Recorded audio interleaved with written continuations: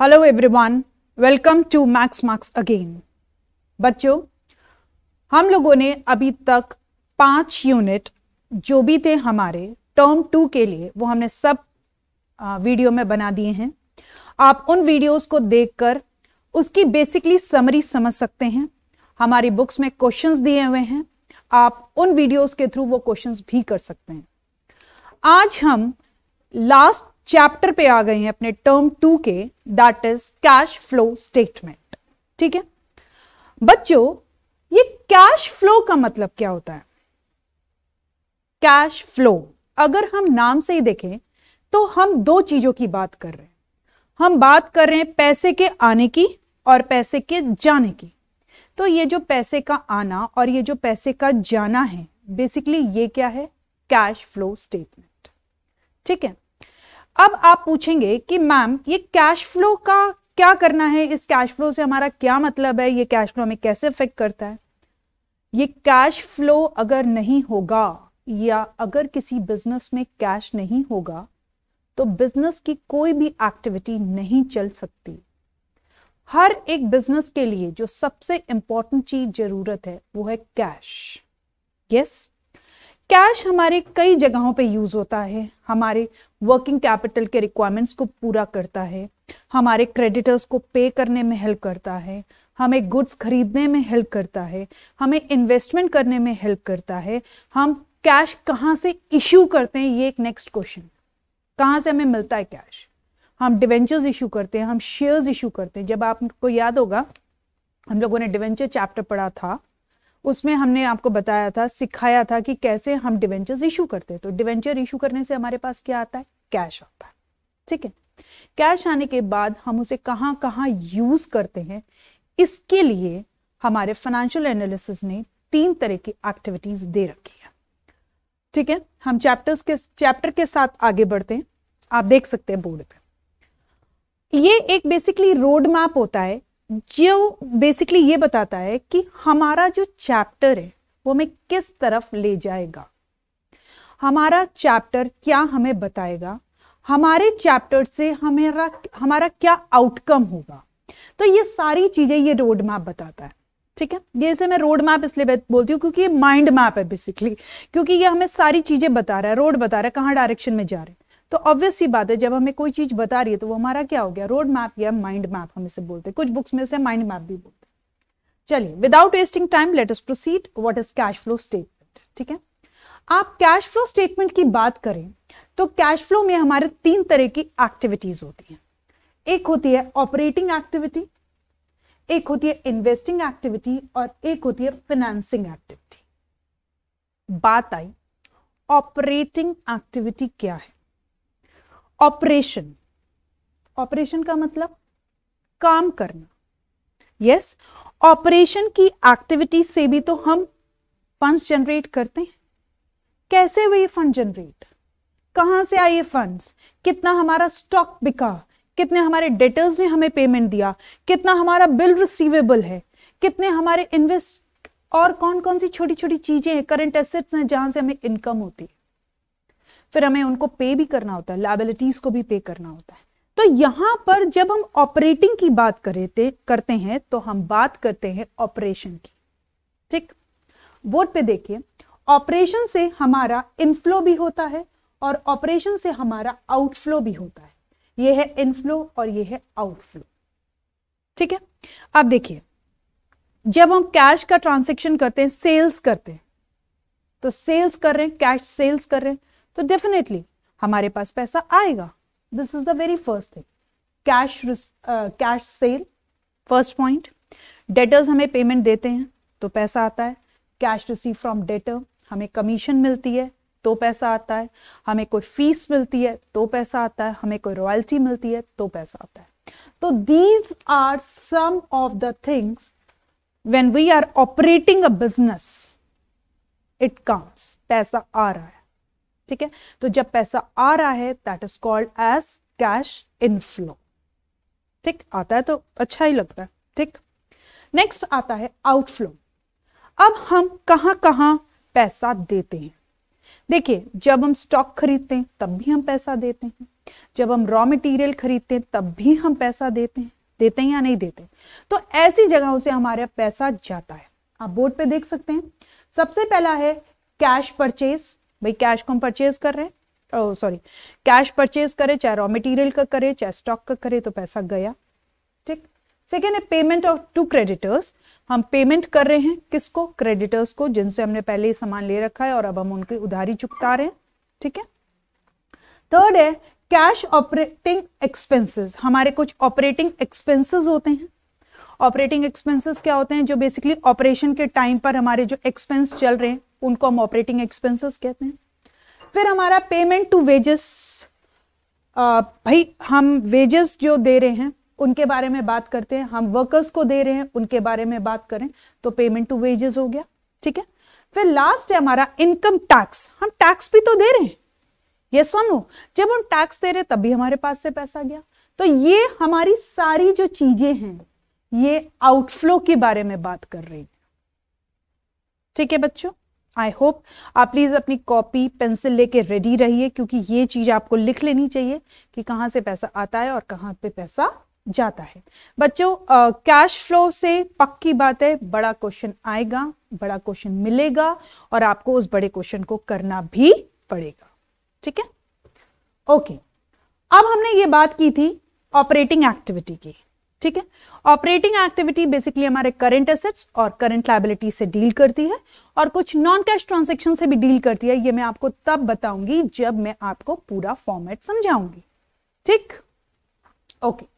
Second आता है investment activity. देखिए, अब आप क्या करते हैं? पैसा इन्वेस्ट भी तो करते हैं। आप प्लांट और मशीनरी खरीदते हैं, लैंड और बिल्डिंग खरीदते हैं, आप किसी सिक्योरिटी में पैसा लगाते हैं। ये जो आप पैसा लगा रहे हैं ये सारी चीजें क्या हैं? इन्वेस्टमेंट। तो ये कौन सी एक्टिविटी हो गई? इन्वेस्टमेंट एक्टिविटी हो गई। ठीक है। इन्वेस्टमेंट एक्टिविटी अब आप देखिए, इससे भी कैश इनफ्लो होता है और कैश आउटफ्लो होता है। अब इनफ्लो कहां से होता है? भाई मैंने प्लांट लिया, परचेज किया तो आउटफ्लो, पैसा गया। प्लांट बेच दिया तो पैसा आया। तो सेल और purchase of any fix assets bring out outflow और inflow of the cash. Yes. तो आप पहला देखेंगे sale of fix assets, purchase of fix asset, sale of investment, purchase of investment. Investment यहां पे सिक्योरिटीज की बात करें, हम दूसरी जगह भी तो पैसा लगाते हैं ना, सिर्फ अपने लैंड और बिल्डिंग में थोड़ी लगाते, और भी जगह हम पैसे लगाते हैं। तो लॉन्ग टाइम तक के लिए जो लगा रहे वो इन्वेस्टमेंट है हमारे। फिर इंटरेस्ट रिसीव से हमारे पास पैसा आता है, ये आपको ध्यान रखना है। अगर हमने कहीं पैसा लगाया है, मान लो हमने कोई इन्वेस्टमेंट की है, किसी सिक्योरिटी में इन्वेस्टमेंट की है, मान लो हमने किसी दूसरे कंपनी के शेयर्स खरीदे, उस शेयर का क्या हुआ? डिविडेंड डिक्लेयर हो गया। तो वो जो डिविडेंड मुझे मिला वो मेरा क्या? इन्वेस्टमेंट से ही तो है ना, तो पैसा आया। ऐसे ही अगर मैंने किसी को लोन दिया है, इन्वेस्टमेंट है मेरा, उस लोन से मेरे को क्या मिल रहा है? इंटरेस्ट मिल रहा है, तो वो भी मेरा क्या है? इनकम है। तो ये जरिए हैं पैसे आने के। डिविडेंड रिसीव आपको समझ में आ गया होगा। अभी मैंने बताया कि शेयर्स जब हम खरीदते हैं किसी दूसरी कंपनी के और उस पे जो रिटर्न्स हमें मिलता है उसे हम क्या बोलते हैं? Dividend. Hope it is clear. यहां तक आपको समझ में आ गया होगा। इंटरेस्ट रिसीव या डिविडेंड रिसीव दोनों के दोनों किस में जाएंगे हमारा? प्लीज याद रखिएगा, इन्वेस्टमेंट एक्टिविटी। मैं इसीलिए ये बात बोल रही हूं दोबारा याद रखने के लिए, क्योंकि कुछ बच्चे इसे फाइनेंसिंग एक्टिविटी में लिख देते हैं। वो सोचते हैं जब भी कोई चीज शेयर्स और डिवेंचर से रिलेटेड हो उसे फाइनेंसिंग में डाल दो। बिल्कुल नहीं बच्चों, यहां पे ये चीज ध्यान देनी है, बिल्कुल भी नहीं। आप फाइनेंसिंग एक्टिविटी में तभी डाल सकते हो जब आप खुद उसे इशू कर रहे हो, ठीक है, या आप अपने ही डिवेंचर्स या शेयर्स को रिडीम कर रहे हो, तभी डाल सकते हो। अगर आपने अपना पैसा किसी दूसरी फर्म की सिक्योरिटी में लगाया हुआ है तो वो आपका इन्वेस्टमेंट है, इट इज नॉट फाइनेंसिंग। तो ये पॉइंट प्लीज याद रखिएगा। बच्चे इसी पॉइंट पे गड़बड़ करते हैं बोर्ड्स में, मैं इसीलिए इस पॉइंट पे एम्फोसाइज कर रही हूं, ठीक है। बढ़ते हैं आगे। ये था हमारा पूरा इन्वेस्टिंग एक्टिविटी का। अब हम आते हैं फाइनेंसिंग एक्टिविटी। देखिए, हमने वर्किंग कैपिटल के बारे में डिस्कस कर लिया, हमने अपने इन्वेस्टमेंट्स के बारे में डिस्कस कर लिया। अब हमारी बारी है कि हमारे पास पैसा आता कहां से।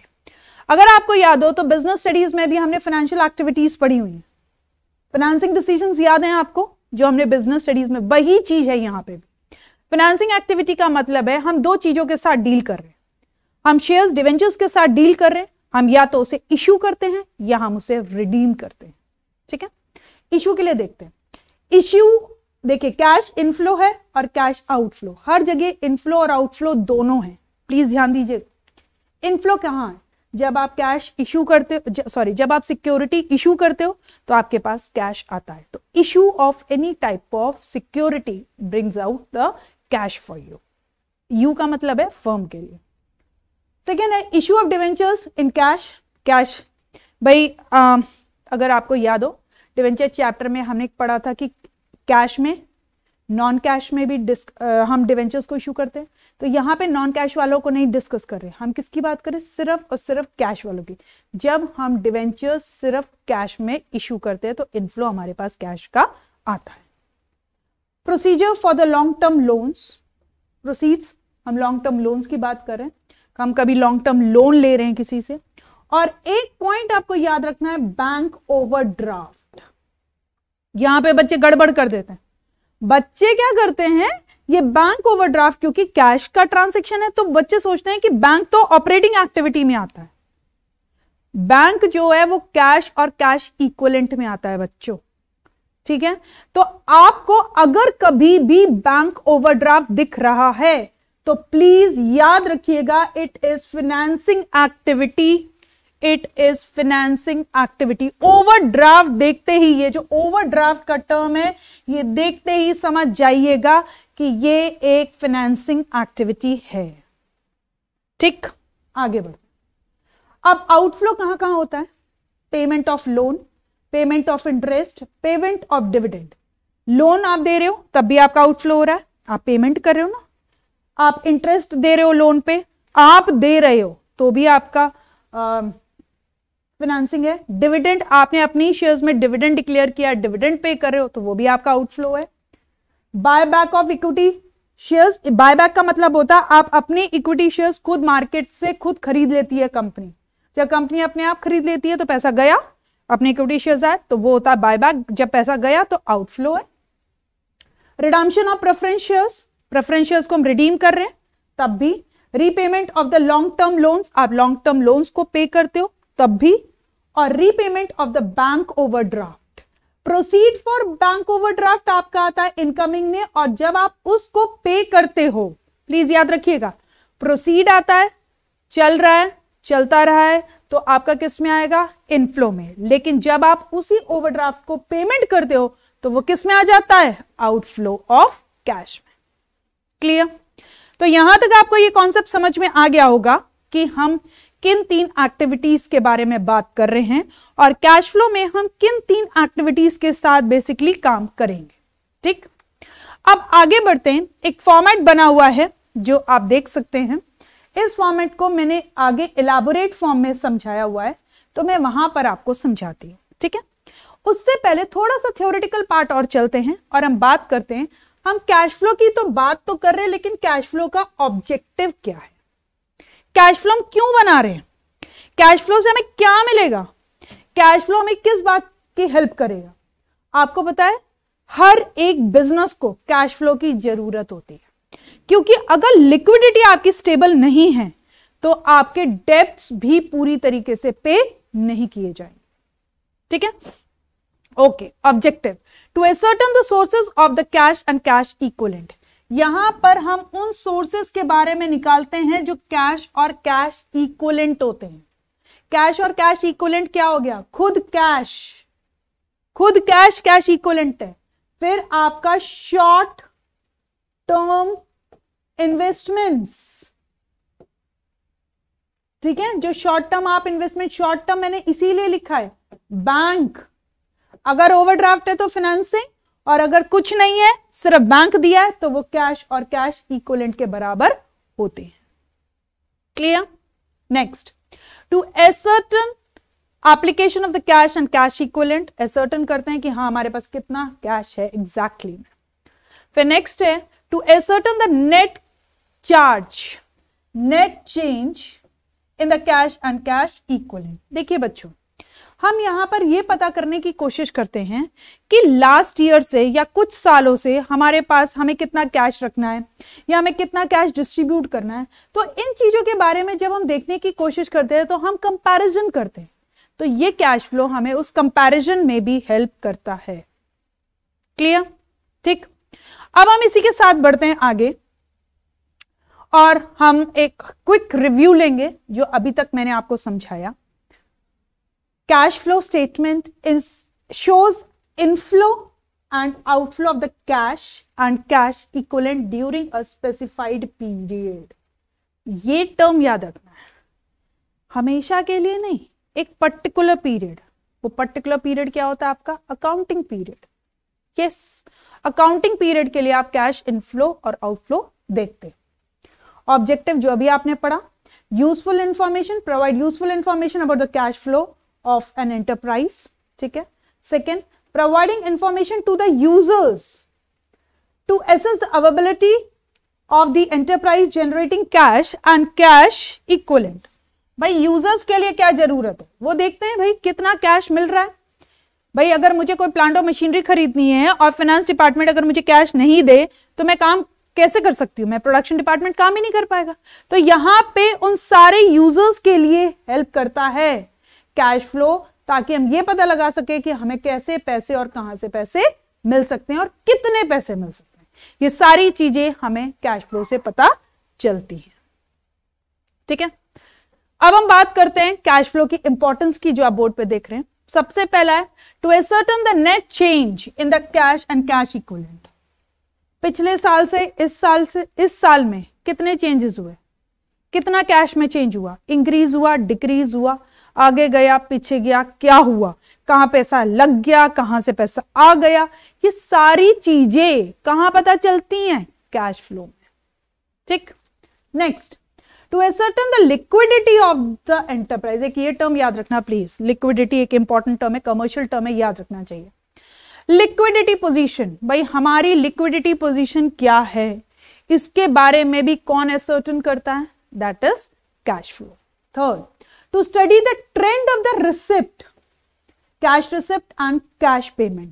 ये जो हमने ट्रेंड की बात की है ना, इसका मतलब होता है तरीका, किस तरीके से हमारा कैश इनफ्लो होता है और किस तरीके से हमारा कैश आउटफ्लो होता है, इसका भी ट्रेंड हम अच्छे से स्टडी करते हैं। Hope it is clear. ठीक है, अब आ जाते हैं नेक्स्ट टॉपिक। मैंने आपको बताई थी हमारे 3 तरह की एक्टिविटीज हैं, अभी आपको जो बताई थी आपको शायद याद होगा एक बार और सही। ऑपरेटिंग, इन्वेस्टिंग एंड फाइनेंसिंग, यही 3 चीजें यहां लिखी हैं। ऑपरेटिंग, इन्वेस्टिंग, फाइनेंसिंग, देख रहे हैं आप बोर्ड पे, यही 3 एक्टिविटी यहां लिखी हुई है। द मेन, अब ऑपरेटिंग से क्या है? Revenue generated activity of the business firm. Revenue generate हमारी कौन सी एक्टिविटी करती है? याद रखिएगा, ऑब्जेक्टिव में भी आ सकता है। ऑपरेटिंग एक्टिविटी हमारा रेवेन्यू जनरेट करती है, क्योंकि ऑपरेटिंग एक्टिविटी में ही हम अपने जो गुड्स हैं उन्हें सेल करते हैं। ठीक है। Second, investing, related to acquisition and disposable of long term assets. हमने लॉन्ग टर्म एसेट्स कब खरीदे और कितने में हमने उसे डिस्पोज किया। लॉन्ग टर्म एसेट्स के बारे में जब हम बात करते हैं तो हम किसकी बात करेंगे? इन्वेस्टिंग डिसीजन की बात करेंगे। ठीक। Next, financing, activity that results in the change in the size and the composition of owner's capital and the borrowed capital। Financing में वही चीज, पुराना जो हमने किया था वही दोबारा, कि कितनी फाइनेंसिंग, जो फाइनेंस में पैसा चाहिए, कितना पैसा इक्विटी का हो और कितना पैसा डेब्ट का हो। तो अपने रेशियो एनालिसिस को याद रखिएगा, और याद रखिएगा financing activity is concern with the money how much we are going to get from owner's capital and how much money we are going to get from borrowed funds. Got? ये तो अब आपको रट गया होगा, आपको समझ में आ गया होगा, और इस चीज को समझना बहुत जरूरी है, क्योंकि बच्चों ये सारी चीजें अगर आपके कॉन्सेप्ट में क्लियर हैं तो आप इसके क्वेश्चंस अच्छे से कर पाएंगे। अगर आपको ये कॉन्सेप्ट क्लियर नहीं है, ये तीनों कॉन्सेप्ट, तो आप कंफ्यूज हो जाएंगे और कैसे कौन सी चीज चलेगी ये दिक्कत होगी। ठीक है, बढ़ते हैं आगे। अब बढ़ने से पहले मैं आपसे एक रिक्वेस्ट करूंगी कि आप एक पेज में पर्टिकुलर अमाउंट और अमाउंट डाल लीजिए, क्योंकि अब मैं आपको यह पूरा एक्सप्लेन करूंगी कि मैंने किया क्या है। ठीक है, देखिए मैंने आपको बताया था कि 3 तरह की एक्टिविटी होती हैं बिजनेस में, ऑपरेटिंग, इन्वेस्टिंग और फाइनेंसिंग। आप एक पेज में ऐसे 2 लाइंस खींच लीजिए, पर्टिकुलर लिखिए, अमाउंट लिखिए और अमाउंट लिखिए, और कैश फ्लो स्टेटमेंट ऊपर लिख दीजिएगा, जो मार्जिन है, cash flow statement for the year ended जो भी हो। ठीक है, अब यही प्रोसीजर है, एक स्लाइड ये है और दूसरी स्लाइड ये है। देखिए मेरी एक स्लाइड में पूरा नहीं आ सकता, लेकिन आपके एक पेज में ये पूरा आ जाएगा, तो आपको इसे बिल्कुल ऐसे ही लिखना है। अब आपको क्या मिलेगा और आपको ये कैसे बनाना है। सबसे पहली बात, आपको मिलेगी बैलेंस शीट और नोट टू अकाउंट, नोट्स मिलेंगे। ठीक है, आपने देखा होगा कैश फ्लो के स्टेटमेंट आप देखेंगे, बैलेंस शीट दी होती है और नोट्स दिए होते हैं। सबसे पहले हमें उस बैलेंस शीट को पढ़ना होता है, नोट्स पढ़ने होते हैं और फिर एडजस्टमेंट्स भी पढ़ने होते हैं। अब हम उन्हें कैसे लिखें, कहां पे लिखें, इसके लिए हम पहले ये सारी इंपॉर्टेंट चीजें लिख लेते हैं, जितना भी ब्लैक पेन से लिखा है। सबसे पहले आप लिखिए cash flow from operating activity. ठीक है, फिर लिखिए operating profit before working capital changes, फिर ये भी लिखिए operating profit after working capital changes, फिर लिखिए net cash generated from operating activity. ये सबसे पहली चीज है जो आपके हाथ में आती है। क्या है? जब हम एनालाइज करते हैं, सबसे पहले हमें मिलता है कि हमारी ऑपरेटिंग एक्टिविटी से कैश इनफ्लो हुआ है या आउटफ्लो हुआ है। ठीक, फिर सेकंड पे आप देखेंगे तो हमारी ऐसे ही कैश इनफ्लो और आउटफ्लो होता है इन्वेस्टिंग एक्टिविटी से, और थर्ड में आप देखेंगे तो ऐसे ही हमारे कैश इनफ्लो और आउटफ्लो होता है हमारी फाइनेंसिंग एक्टिविटी से। ठीक है, अब बैलेंस शीट देख के हम सॉल्व कैसे करेंगे क्वेश्चन, ये समझाती हूं। बच्चों जब भी आप बैलेंस शीट देखोगे, सबसे पहले आप उसमें देखोगे कहीं पे statement of profit and loss account दिया है या नहीं दिया। अगर दिया है, 2 ईयर का दिया है, दोनों के बीच का डिफरेंस निकाल लीजिए। ठीक है भाई, करेंट ईयर का ज्यादा होना चाहिए और प्रीवियस ईयर का कम होना चाहिए, ये आपको मालूम है, तो डिफरेंस निकाल लीजिए। और अगर नहीं दिया तो आपको क्या देखना है, रिजर्व एंड सरप्लस। अगर मान लीजिए statement of profit and loss account नहीं दिया तो रिजर्व एंड सरप्लस दियोगे, उन दोनों का डिफरेंस निकाल लीजिए।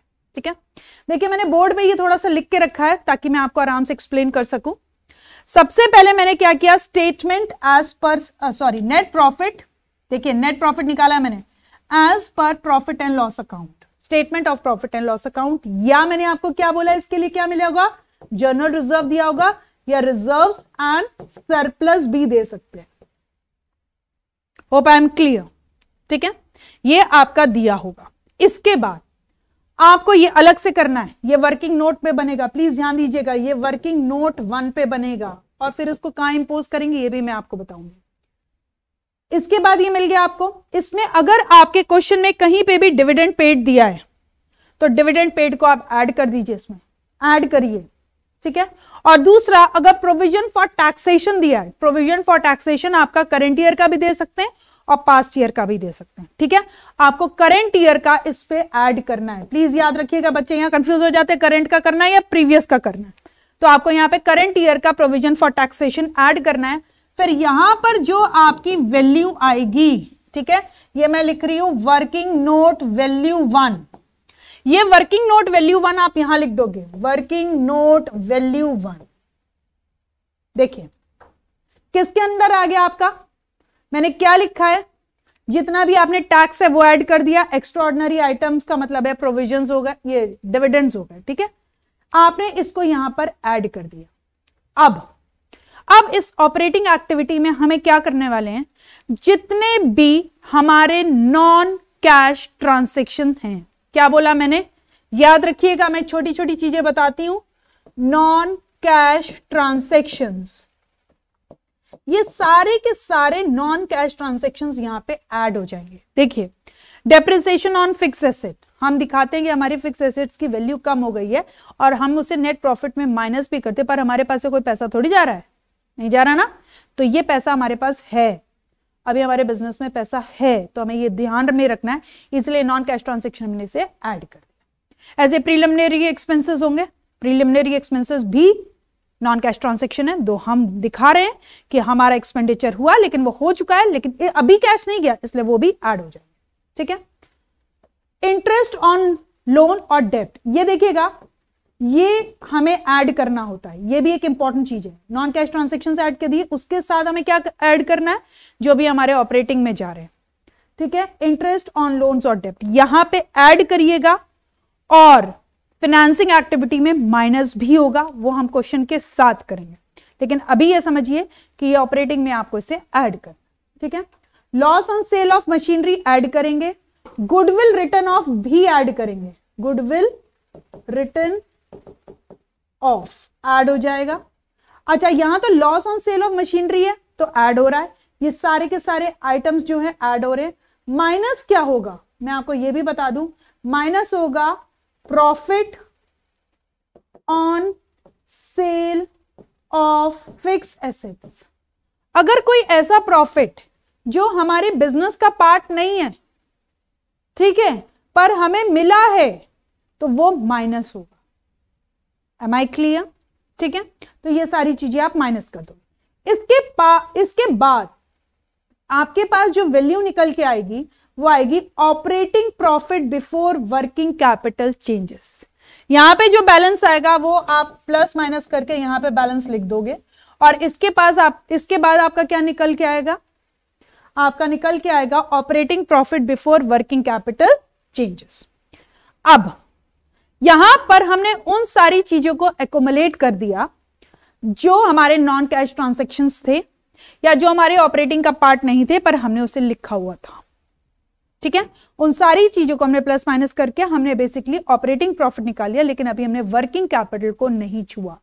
वर्किंग कैपिटल के दो ही पार्ट होते हैं, करंट एसेट्स होते हैं और एक करंट लायबिलिटी होती है। तो अब आप देखिए हमने यहां पे क्या लिखा हुआ है, ये जो मैंने डाउन का एरो लिखा है इसका मतलब है लेस, ठीक है। हम करंट ईयर और प्रीवियस ईयर के वर्किंग करंट एसेट्स को टैली करेंगे। अगर करंट एसेट डिक्रीज हो रहा है तो हम उसे प्लस कर देंगे, और अगर करंट एसेट्स इंक्रीज हो रहे हैं तो हम उसे माइनस कर देंगे, ठीक है। ऐसे हमारे करंट लायबिलिटी में अगर करंट लायबिलिटी इंक्रीज हो रही है तो हम उसे ऐड कर देंगे, और अगर करंट लायबिलिटी डिक्रीज हो रही है तो हम उसे क्या करेंगे, माइनस कर देंगे, ठीक है। इसके बाद ये अब हमने क्या कर दिया, वर्किंग कैपिटल चेंजेस के बाद बिफोर था, अब हमारे पास क्या निकल के आ जाएगा, इसे प्लस माइनस करने के बाद हमारे पास निकल के आ जाएगी ये वैल्यू जिसे हम बोल रहे हैं operating profit after working capital changes. ये अभी मैंने यहां तक करवाया आपको, ठीक है। अब आपने करंट एसेट सारी ऑपरेटिंग एक्टिविटीज को इकट्ठे एक्युमुलेट कर लिया और इस पर्टिकुलर पार्ट में आपने उसको पुट डाउन कर दिया। अब आपने टैक्स भी तो पे किया, यहां देखिए आपने प्रोविजन फॉर टैक्स को यहां पे क्या किया है, प्लस किया है, लेकिन आपने करंट ईयर में टैक्स भी तो पे किया, तो जितना भी आपने टैक्स पे किया है उसे आप क्या करोगे, माइनस कर दोगे। ये जो मैंने ब्रैकेट लगाया है इसका मतलब होता है माइनस, ठीक है। टैक्स को माइनस करने के बाद जो आपके पास वैल्यू निकल के आएगी वो ए वैल्यू होगी। सबसे पहली वैल्यू जो हमें चाहिए वो क्या है, नेट कैश जनरेट हो सकता है या कैश यूज भी हो सकता है। अगर आंसर माइनस में आता है तो हम उसे यूज लिखते हैं, और अगर आंसर प्लस में आता है तो हम उसे जनरेट करते हैं, ठीक है। तो हम लिखते हैं net cash generated from operating activity. ये जो निकल के आया ये हमारा सेकंड कॉलम में आएगा, ठीक है। समझ गए आप, यहां तक आई होप आपको क्लियर हो गया होगा कि ऑपरेटिंग एक्टिविटी में क्या क्या चीजें, non cash transactions, non operating expenditures add करने हैं और जितनी भी नॉन ऑपरेटिंग इनकम्स हैं उन सबको माइनस करके वर्किंग कैपिटल चेंजेस को साथ डील करने के बाद हमारा जो वैल्यू निकल के आएगा वो होता है net profit, sorry operating profit before tax, ठीक है, after working capital changes plus before tax. इसके बाद आप टैक्स माइनस कर दीजिए जो भी आपने टैक्स पे किया, तो टैक्स पे करने के बाद जो आपका आता है वो आपका ओरिजिनल अमाउंट होता है जो आपको ए पार्ट में लिखना होता है, दैट इज कैश जनरेटेड और used in operating activity. Clear? Proceeding, operating activity एक हमारी खत्म हो गई। अब हमारे पास दूसरी एक्टिविटी जो आप बोर्ड पे देख सकते हैं वो है इन्वेस्टिंग एक्टिविटी। मैंने आपको बताया था कहीं पर भी हम पैसा इन्वेस्ट जो करते हैं, जहां पर भी हम पैसा इन्वेस्ट कर रहे हैं, हम कोई भी परचेज करते हैं प्लांट और machinery, purchase of fix assets, securities, हम कहीं पर भी पैसा किसी भी तरीके से इन्वेस्ट करते हैं तो वहां पर मेरा जो बैलेंस आता है वो जाता है, कम होता है, तो उसे हम माइनस करते हैं।